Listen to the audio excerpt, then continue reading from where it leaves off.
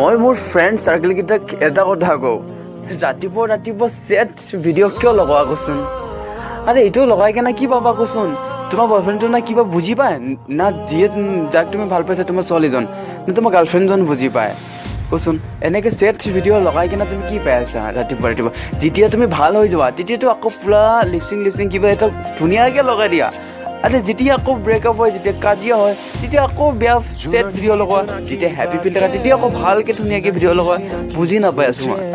আৰে সদায় ভাল থাকা, হেপী থাকা। এইটো বয়সটো আমাৰ হেপী থকা বয়স, এনজয় কৰা বয়স। ছেট ভিডিঅ' লাগিলে নিজৰ মনটো দুখ দি লাভ নাই, আৰু বেলেগৰ কাৰণে কান্দিটো একদমেই লাভ নাই। তুমিও আছা, মই আছোঁ, আমাৰ ফ্ৰেণ্ড চাৰ্কেল, আমি একে বয়সৰ চব এতিয়া এইটো বয়স আমাৰ হেপী থকাৰ বয়স, আৰু এনজয় কৰা আৰু পঢ়া শুনা কৰা। ইয়াতকৈ আৰু বেলেগ কাম নাই আমাৰ।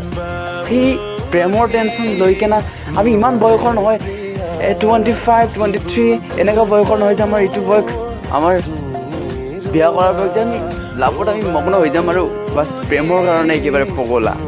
এইগিলা বাদ দি পঢ়া শুনা কৰ আৰু পূৰা এনজয় থাক, হেপী থাক।